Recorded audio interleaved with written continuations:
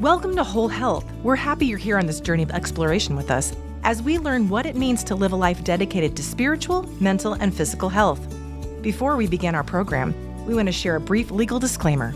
The information provided on this program, including any health-related advice or discussions, is for general informational purposes only and should not be considered a substitute for professional medical advice, diagnosis, or treatment. Always consult a qualified healthcare professional before making any decisions regarding your health.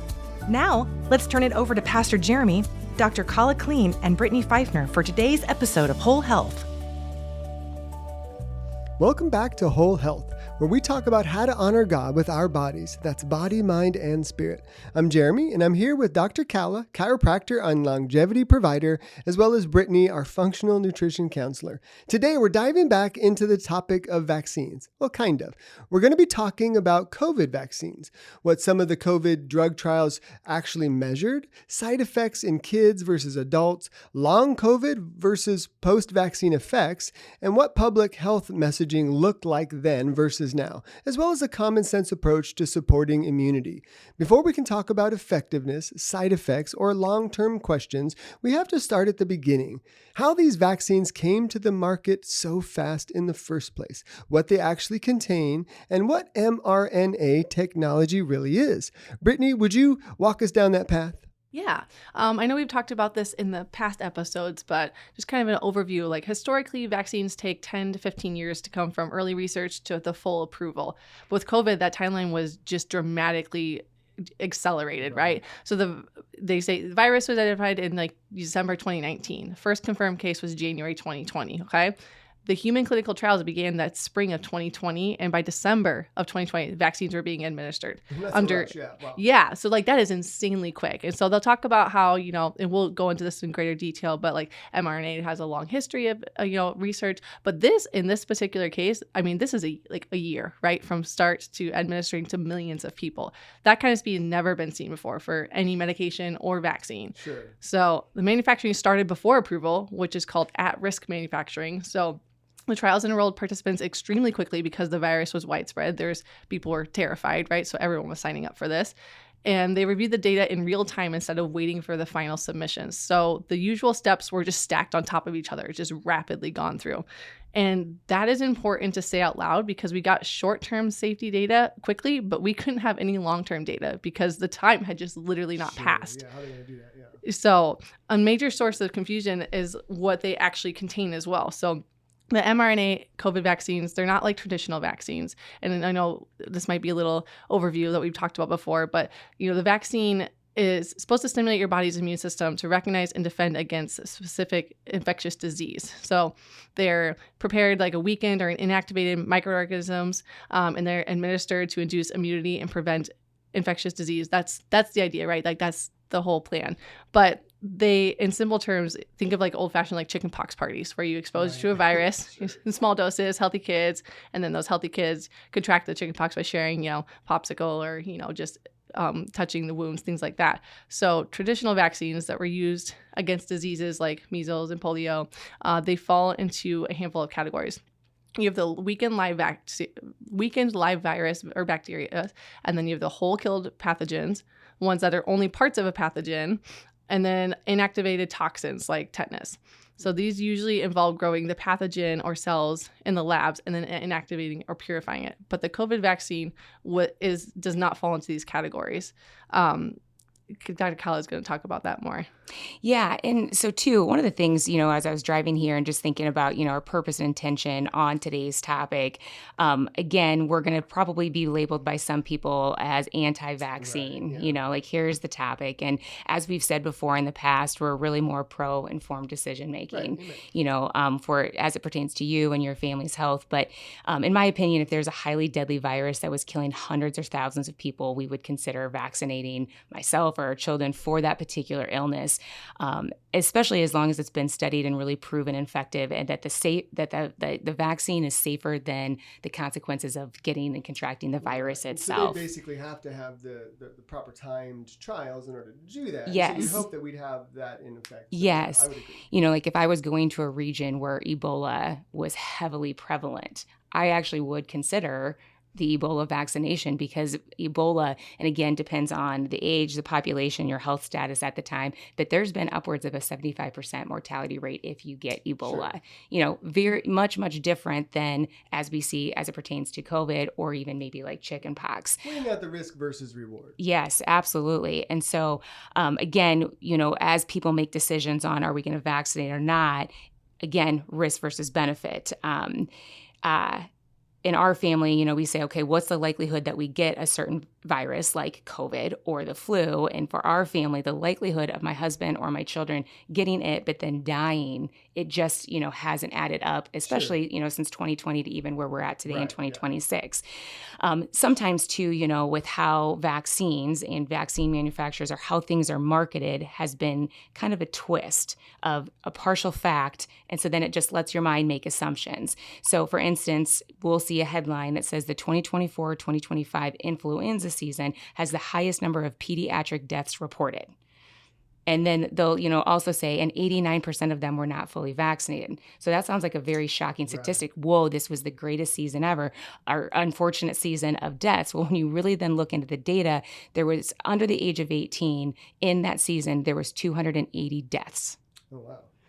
Which that's 280 is a terrible, lot but it's not compared to 73 million Americans, right? Wow. So we got to look at that data. Yes, it was the most deadly. 280 deaths are rather unfortunate and severe. But then again, then we see when we look continued in the data, approximately 1/2 of the children who died, unfortunately, again, 160 of these, you know, unfortunate deaths also had an underlying medical condition. Yeah. You know, so when we look at those statistics, it's just like, okay, well, what's the actual likelihood of death? And so we use that same kind of logic as we evaluate vaccines. So kind of though on this topic of what is the COVID vaccine compared to the traditional vaccines where it means like you're getting a weekend or an actual part of the protein from that virus. As it pertains to COVID, they're mRNA technology. So there's kind of two parts that are different ingredients. There's a lipo nanoprotein particle or nanoparticle, and then there's also this mRNA. These COVID vaccines, and I use the term vaccines lightly because it doesn't fit the traditional definition of what a vaccine is. None of these contain any part of the live virus. Instead, they deliver synthetic messenger RNA wrapped in these lipid nanoparticles.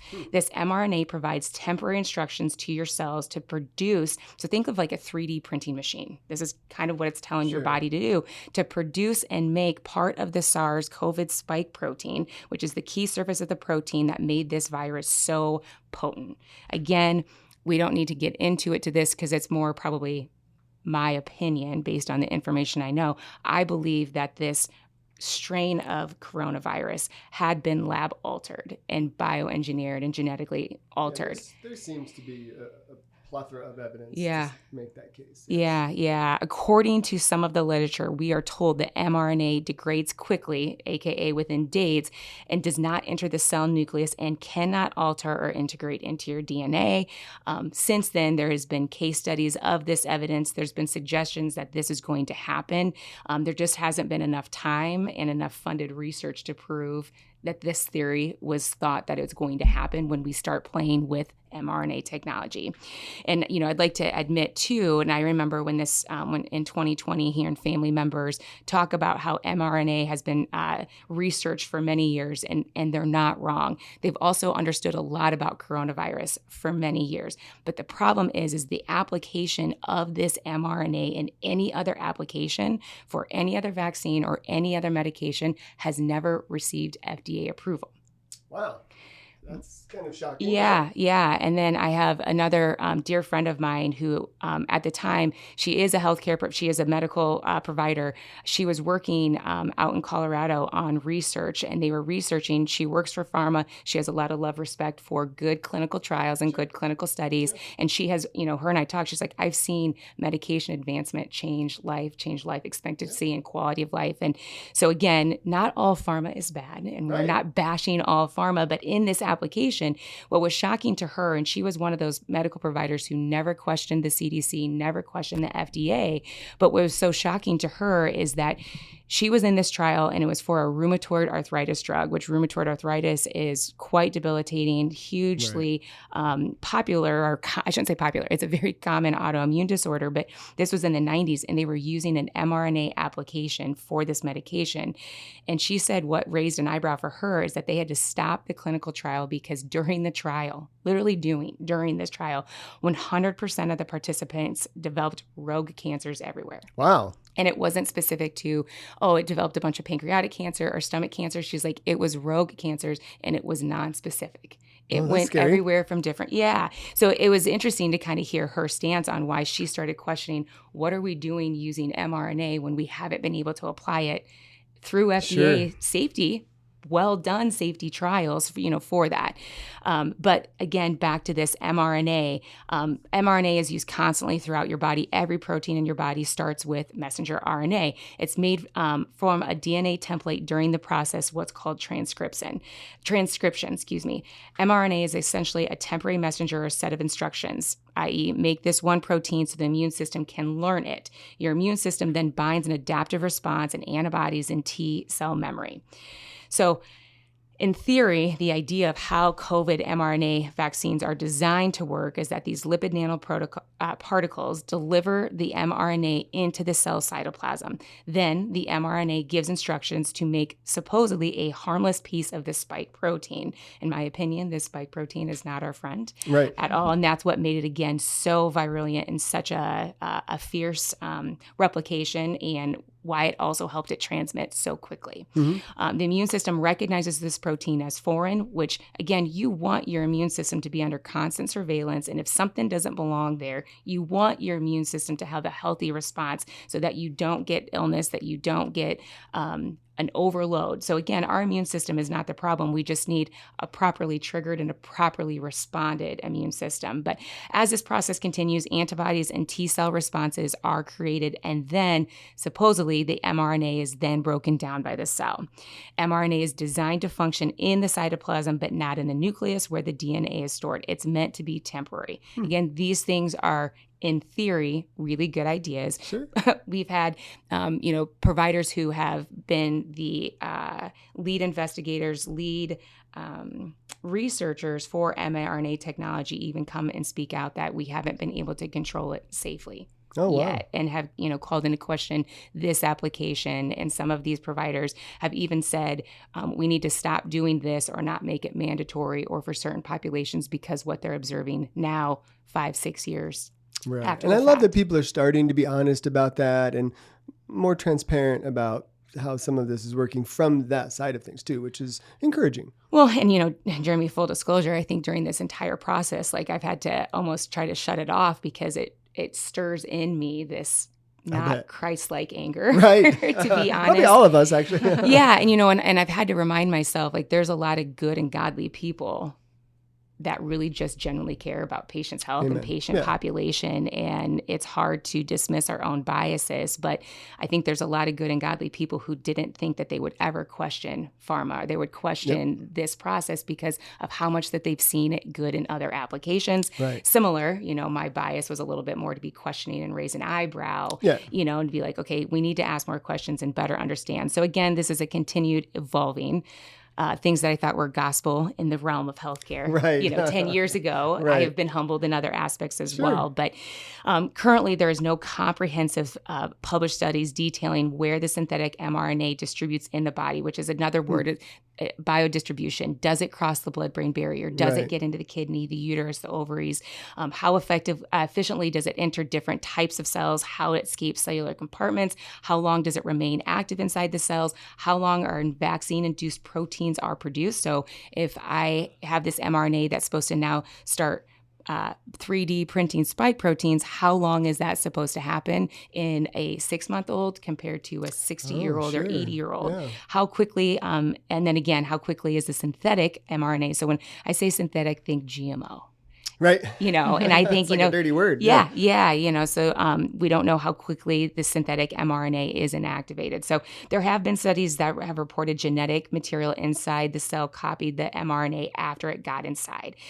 In that study, reverse transcription of the vaccine mRNA into the DNA and the entry into the cell nucleus was observed in a laboratory setting. So again, this might be laboratory. So we're going to get, people say, oh, this hasn't been a giant, big enough study to prove it, but we have seen it in a lab. And then there have been a couple studies, and it's interesting, as we're doing research, for this topic, you can see a bunch of scientific institutions that say this isn't real, and this is information, it was a flawed study. And then on the other topic, we say, but maybe this other study is flawed. So we've got, kind of this dichotomy.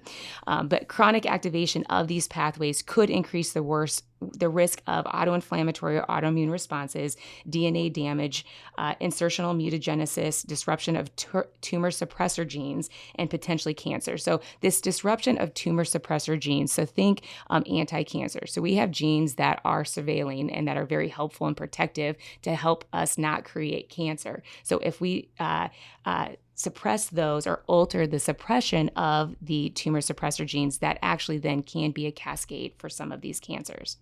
Wow. So when we hear about, the possible downstream risks like chronic inflammation or genomic disruption, the natural response, I think, is fear or maybe even dismissal. But stewardship calls really neither of those extremes. It calls us to ask a simpler, I think, more grounded question. What does the evidence actually show?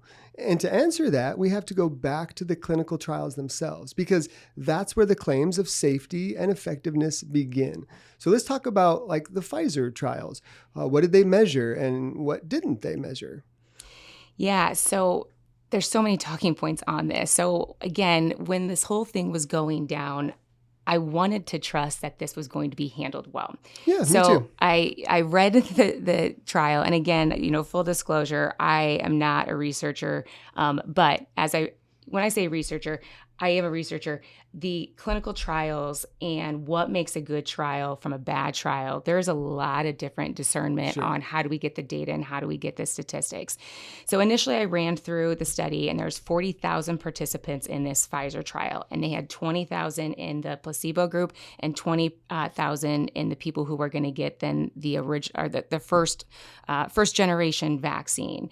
And when you're reading it, it sounds like they did a very thorough job of different demographics and ages. And so you're like, okay, this is a large study of 40,000 people that they were able to conduct. But as I'm going through it, they just said day one, everybody either gets the placebo or the vaccine. And then day 21, so day one, the placebo or vaccine. Then day 21, everybody got dose 2. So you either got the vaccine again or the placebo. And then day 28, everybody was tested for COVID via the real-time PCR test. They didn't make any mention of were these people quarantined. They did not make any mention of any what we would call baseline COVID antibodies. So again, if you refresh back to 2020 and what were we seeing in the media, every single day there was the ticker count of how many confirmed cases. Right. What we weren't being notified is how many were symptomatic, how many were asymptomatic. It just created this hysteria of look how many confirmed cases. Look how many confirmed cases are in Lynn County, across the state of Iowa. And so that kind of created this fear. But again, there was a lot of people who were testing. I will admit, I tested because I had immune compromised. I didn't have a lot of information to know. All I knew is that I didn't want to be responsible for killing 80-year-old immune compromised grandma that threw her neck out or back out. Right? Or some of my patients that were undergoing immunotherapy or chemotherapy. I didn't want to, pose them if this could be so deadly to somebody already immunocompromised. We were so early on, and I think it was important to take those precautions. Yep, absolutely. Yep. And again, we can have another topic on the testing in general. Right. But, it was just so eye-opening that I'm like, they didn't even test on something that, how many people could have had an asymptomatic positive, had contracted it, barely even noticed that they had a sniffle or were sick, but then now had the antibodies. Right. Compared to people who had never, ever been exposed to it, so they never had the antibodies whatsoever. And so I felt that was like red flag number one of like, this is a poor design to not know who's been exposed to it for how massive of an outbreak that this is to get some data points. And so they also didn't say, well, if you were a placebo or in the group that got the the trial vaccine was, were you quarantining? Were you staying at home? What were you doing during these 28 days of this trial to, fact find and gather? But all it was is you were just given a test. Sure. And what they found is that 162 people in the placebo group were positive for COVID, and 8 people were positive in the vaccine group. So is what they did is they compared 8 compared to the 162, and that's how they came up with the headline, this is 95% effective for protecting against COVID. And you will know and remember at the time, they said this offers protection. Multiple people in authority said this offers protection. Right. And it's like, this isn't designed. Well, President Biden came right out and said, if you get this vaccine, you will not get COVID. Yeah. So, yeah. Yeah. And Fauci said the same thing. Yeah, I know. They should. Yeah. But they never said anything about how high the antibody titer was. And there was no design for follow-up 6 months later. How long did you receive a higher load that then should, in theory, offer you protective? So, in comparison, patients who have been vaccinated for measles, and then there's been this measles outbreak. I have some healthcare providers like, hey, will you place an order for my measles antibodies? I just want to make sure that I'm still protected and make sure I don't need to get boosted, for their personal choice and preference. That is you test the antibody to say, do I still have immunity? Okay. And so that's why antibody testing should have been done prior to see how many of these people already had some degree of natural immunity. So that was never even part of their study. But the bigger part about these statistics is that what they're supposed to do is you're supposed to take in the placebo group of the 162 people who were positive on day 28, that over 20,000, that's 0.0081% of that population. Oh, gosh. Compared to the 8 over that 20,000, that's 0.0004%. So you're really supposed to compare the placebo percentage compared to the vaccine percentage. Those numbers aren't statistically relevant to even prove this is worth it. Right. On 2 types of technology, on the nanoparticles and the mRNA, that have never been approved in any other application to say, is this safe and protective? So again, I just felt like from a very simple mindset of this just doesn't make sense. And I remember emailing this to a bunch of healthcare providers and people that I would consider colleagues and friends in pharmacy and our primary care. Nobody responded to me on some of these questions about this trial, but many of them were then posted when they were getting their shots and say, ask me about this, but nobody would comment on, this doesn't seem to make sense. Sure. And it was rather unfortunate. So I think that there was a lot of trial design in more eloquent terms. So Peter McCullough is somebody who I do believe is a good researcher, has high integrity as it comes to, and he's been one of the most outspoken. But I will mention, there's been a lot in the medical community that said he's a quack. He doesn't know what he's talking about, but he's pointed out, and he's stood before Congress pointing out these trial designs and efficacy issues. And his big talking points is that it's not designed to assess severe outcomes or mortality. The studies showed that it was an overestimation of efficacy through relative risk reduction. And in more terms or further detail, the reported 95% efficacy was based on relative risk, ignoring absolute risk, which was really only 0.7%, resulting in a high number needed to vaccinate. So of about 142 to prevent resulting in a high number needed to vaccinate, meaning of 142 to prevent one mild case and 52,000 people needed to be vaccinated in order to prevent one death. Wow. So those are bad ratios, right? That really is bad. So he criticizes the omission of the absolute risk statistics, which leads to the overestimation of the clinical benefits. Right. Suspicious infection patterns and potential data irregularities. And, there's been a lot of call for them to release their trials, and there's just a lot of black ink marking out on what all has the been redacted released forms, on the, some other things that he brought up was inadequate and preclinical and long-term safety testing. So what he means by that is that they unblinded the study. So after the 20,000 in the placebo group and the study was done and published, then it's called an unblinding. All of the people were notified you got the placebo and then could be the first in line then to get this now warp speed approved vaccine. Right. So then when you unblind it, then there's no way you can do long-term studies of those trial participants because everybody in theory had the option to get then the vaccine itself. Good vaccine design of a study would show placebo long-term compared to those who got the vaccine and then the long-term outcomes from that. That makes a ton of sense. Yeah. So, and then again, some of the manufacturing and purity concerns, there was differences between the trial and the distributed batches. And there are some now government-funded websites that, when you report vaccine injuries, that they've been able to find what batches had the highest risk of myocarditis, stroke, heart attack, and some of these things that those of us that are concerned about risk versus benefits of injecting something into our body, we can now track that based on these different batches.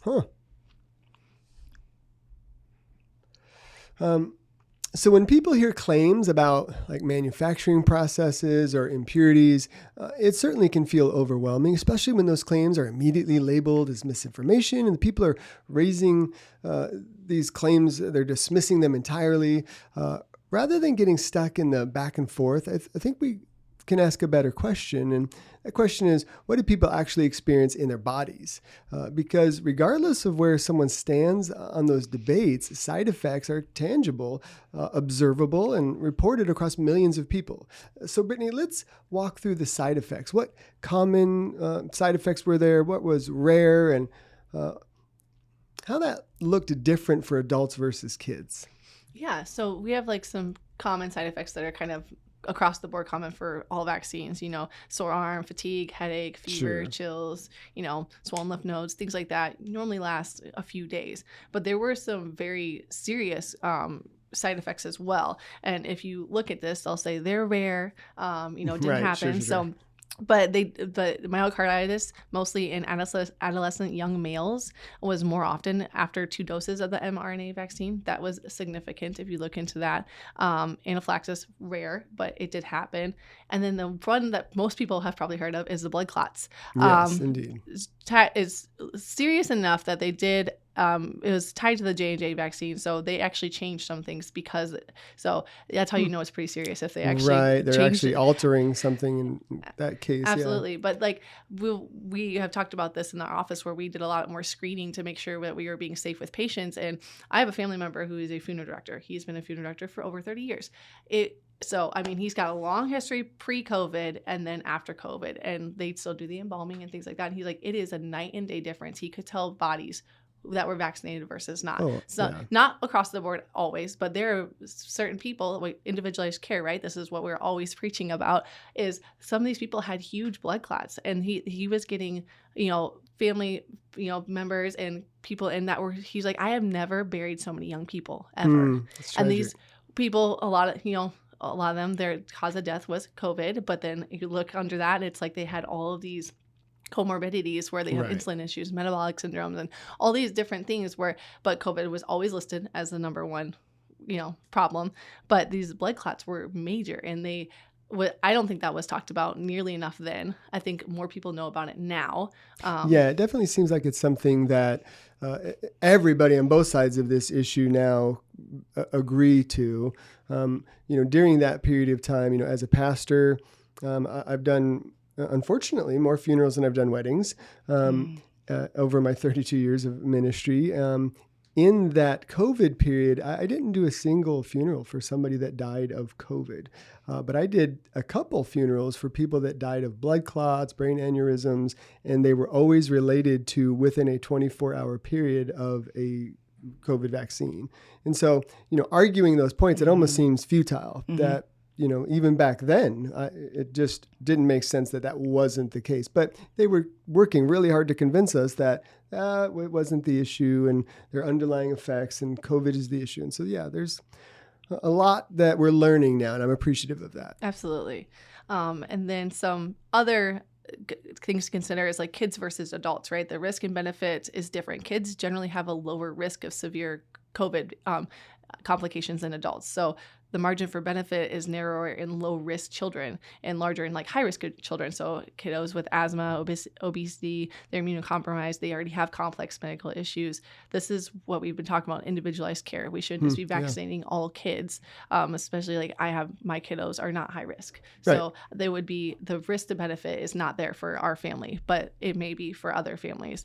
But adults, especially older adults and those with metabolic disease, they had the heaviest burden of hospitalizations and death, particularly earlier on in the pandemic. Kids generally had a milder time with it. But the risk, like we said, is not equal. So the 70-year-old with diabetes and heart disease is different than a healthy 8-year-old. One of the most under-discussed things was the obesity, diabetes, insulin resistance. Those were the strongest predictors of hospitalization and death. So there's very little public messaging on blood sugar control, nutrition, muscle mass, inflammation reduction. None of that was talked about. And it plays into it is also chronic fear keeps the body in a sympathetic overdrive. So you're elevated cortisol, you're suppressing your immune system. Like all of these things play in. So it's like kind of almost like a self-fulfilling prophecy. We're all so afraid we're suppressing our immune system. And now we have all these comorbidities and we're having all these complications that, could have maybe been mitigated a little bit if we would have had a little bit of knowledge, if there was more conversation. Well, yeah. And I think too, just like two anecdotal things, from my observation. So in 2020, some of the headlines would be the age, I think it was like 40 to 50-year-old men. There was an extremely high hospitalization rate. And Tyler, my husband, asked me, he's like, why do you think that is? And I was like, well, let's play this out. I was like, Tyler, if you weren't married to me, what's the likelihood that you would have gone to a primary care or had any sort of lab testing done? And I go, think about all of your friends. How many guy friends your age? I go, women my age or our age at the time, we're going because we have like our checks because we're having babies. Sure. And I'm like, but guys, they're like, you don't go to the doctor because thankfully you're not sick. And so I was like, you don't really even have a relationship with whom our primary care is because you don't need to go in. But I go, there's so many men your age that don't know they're insulin resistant. They don't know they have hypertension. They don't know all of these things. So they actually have underlying conditions, which makes them so much weaker. But again, it really played into our emotional frenzy of, he was a healthy 40-year-old. And then all of a sudden he had this. It's like, well, he didn't know that he really wasn't as healthy, as a result. So I think that created some of the hysteria. But then too, I have friends that worked on the front lines and, and hearing from their perspective, which got hard to navigate. And there is, I think, an unspoken divide, and even among healthcare providers that work, first response, in it. And it was hard for them to navigate because they would have patients like us that are absolutely terrified. We don't want to be on a ventilator, and we're terrified our control of what we want for our body is not going to be honored if we get hospitalized. So that created a high degree of hysteria. I know that there are some cases where some people were overdosing unintentionally on ivermectin and Fenbin were landing in the emergency room. But I do think that those were sensationalized, right? Where some of us believe and feel that ivermectin and Fenbin may be and likely very protective and helping people from have less severe natural exposure to cases, and some that did, prophylactically. And there's all kinds of FDA testing and trials and data for that, but let's not. How dare we talk about that? Yeah. But then I know though, I had patients or, encounters with people. I went to their home, and there was a man who COVID was hitting him so hard, but the fear of what's going on, like you need medical attention. This has gone, too far. And then I do think on the other end, there was so much hysteria. I'm positive for COVID that the hysteria would create the overwhelm on their system and then cascade, for the negative as well. So to our, friends that worked in the front lines, I know that was extremely difficult to navigate. And then some of them, based on what their hospital administration would let them do or not do to treat. I know this came especially apparent in 2021 on how your providers may or may not treat you if you were or were not vaccinated. Right. And it's just like, it shouldn't have changed because the vaccine wasn't out in 2020 when people were hospitalized, but hospital administration and decision makers and providers did want to alter what care and what type of care they delivered, which is really unfortunate, which continues to really create a lot of further distrust in pharma in general. Right. So yeah, I know that can be, pretty difficult. Yeah. So when we talk about risk, I think we often focus on the most severe outcomes, like you're talking about. You think of what could happen, and then it just runs rampant in your head, hospitalization, death. Those risks clearly weren't equal across ages and health statuses. But there is another layer that doesn't always show up in those numbers, because even when someone wasn't hospitalized, even when the initial infection was considered mild, there are people who didn't bounce back the way they expected to. And that brings us to the conversation of long COVID. Kala, could you help us understand, I think, what long COVID actually even is? Yeah, so as healthcare providers, there's ICD-10 codes and then there's CPT codes. And the ICD-10 codes is a universal, doesn't matter if you go to Australia, Europe, United States, it's a universal diagnostic criteria that describes either the symptomatology or what's going on. So there actually is a ICD-10 code for long COVID, but there is no clinical criteria other than classifying long COVID as a syndrome with symptoms like fatigue, brain fog, dysautonomia, POTS-like symptoms. So POTS stands for postural orthostatic tachycardia syndrome. So you go from lying down to sitting up and your heart wants to do a backflip and beat really fast, can cause dizziness, fainting, but shortness of breath, exercise intolerance, sleep disturbance, mood changes. And it can happen even after a mild infection. So what makes this is very, very vague. Sure. Was this from long COVID? Was this because the world was going backwards and you were caught up in the chaos? Is it you were 30 and turning 35, you had 2 kids and your life? I felt like that after Christmas. Exactly. And so that's what makes this whole long COVID complex and hard. I will admit there are a lot of medical providers that do believe long COVID exists, but the clinical criteria for slam dunk diagnostic of long COVID is not agreed upon. Sure.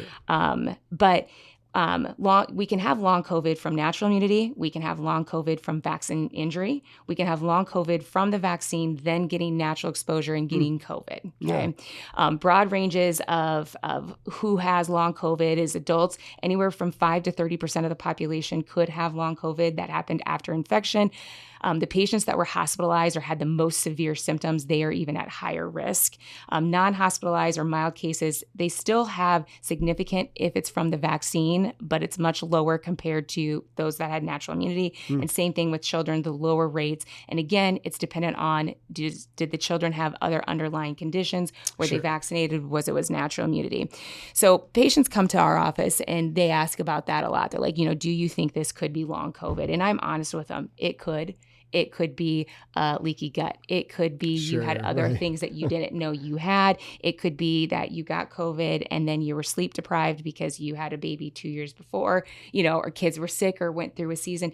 It's really hard because a lot of those symptoms sound like, well, that could be an unregulated thyroid. That all of those symptoms could be related to something else. A variety of things. But again, it's really the clinician's, thorough history. And I think I have some patients that it is a night and day difference. None of their symptoms happened until they had COVID. Other people, it was like, well, this could be long COVID. So one of the things that we do in our office is that I'll offer to run the spike antibodies. And again, there's not a general consensus.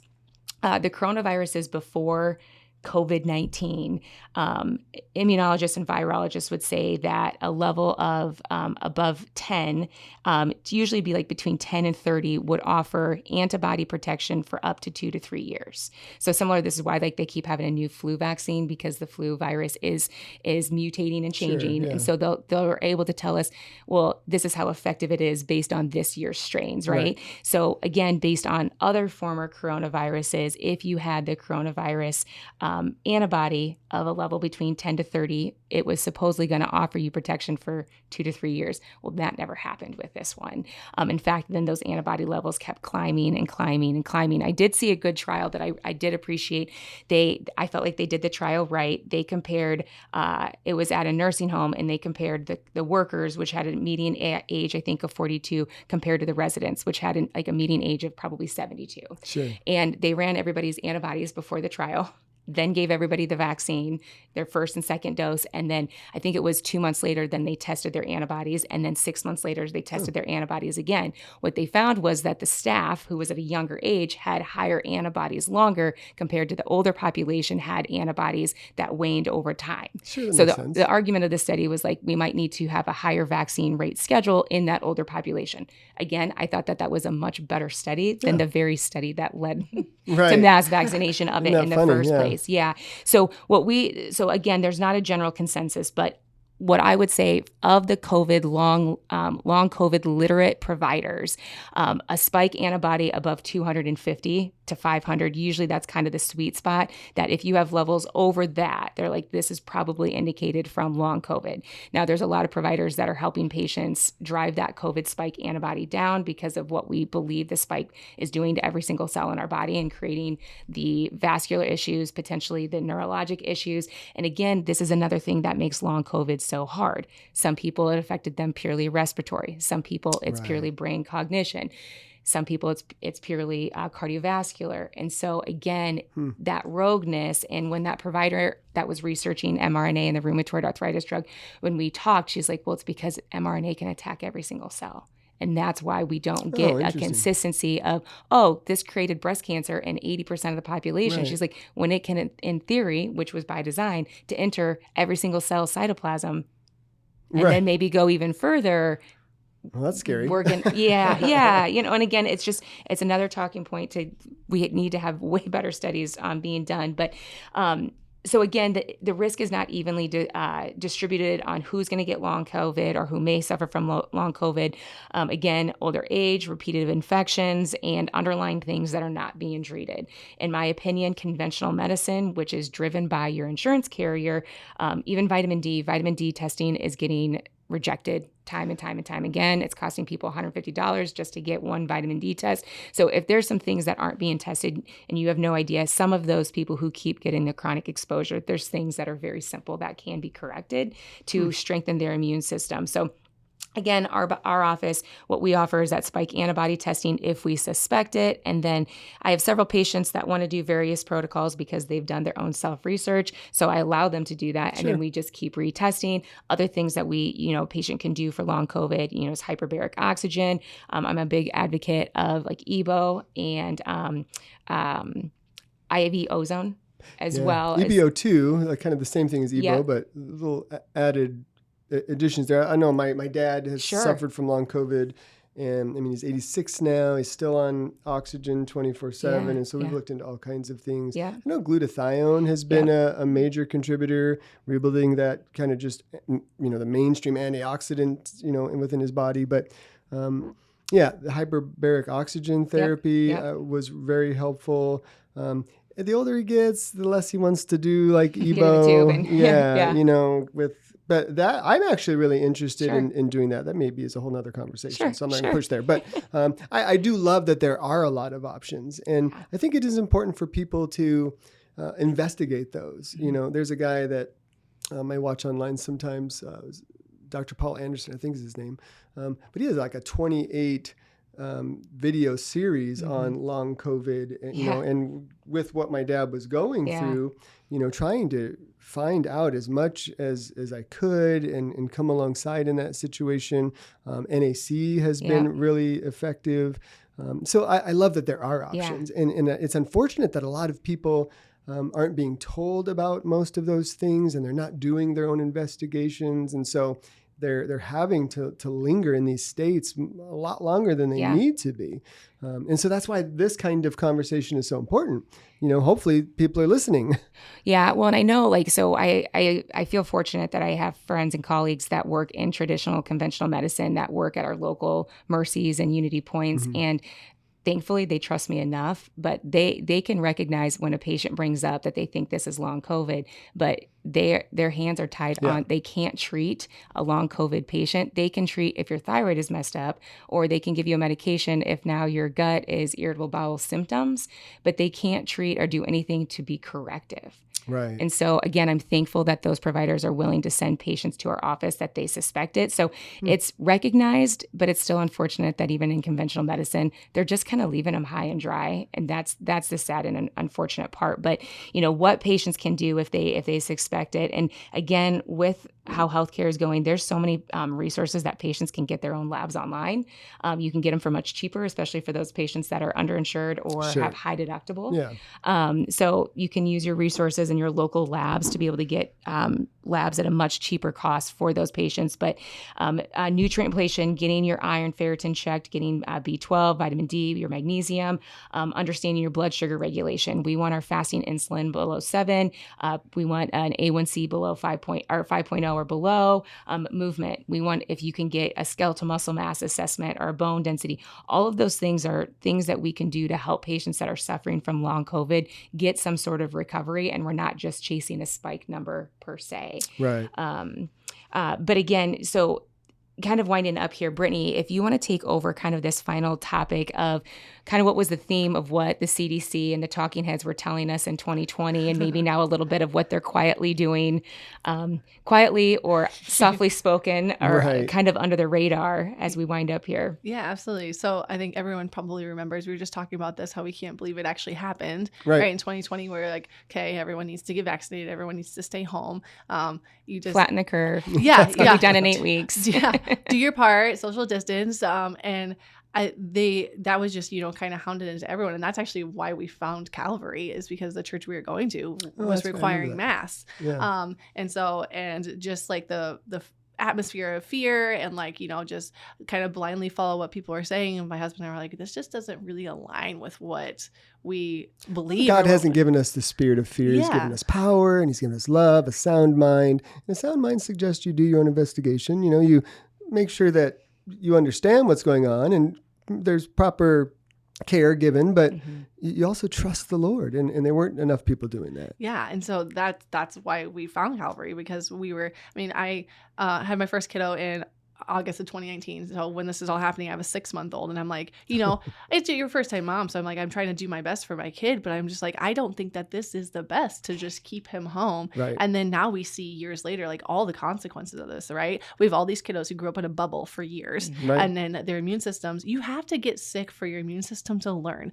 Like you can't just hand sanitize your way out of everything for years.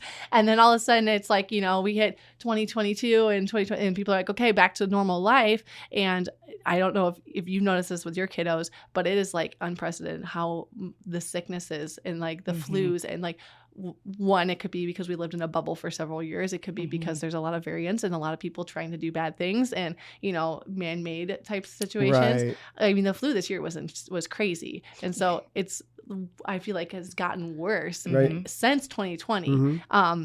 And so but the message of the CDC back then was, stay home. And I haven't looked into it, but I think that there should be studies on like the side effects, the psychological side effects of like parents being stuck home with their kids, of like just like the loss of like just the social relationships, right? And like the effect it had on education, or even just our kiddos. Like since then we've had new standards for like kids in their developmental milestones. I don't know if you've heard of this. It's like, okay, crawling is not like on the developmental milestone anymore. You don't have to like hit certain markers. And all this has happened since then, because we have all these kids who were stuck home. We didn't have, so I feel like this all kind of plays in together, where we have all these maybe unforeseen consequences of the world just shutting down. So I know this isn't exactly just about vaccines, but just kind of the atmosphere of what the CDC was saying. As a result of it. Yeah.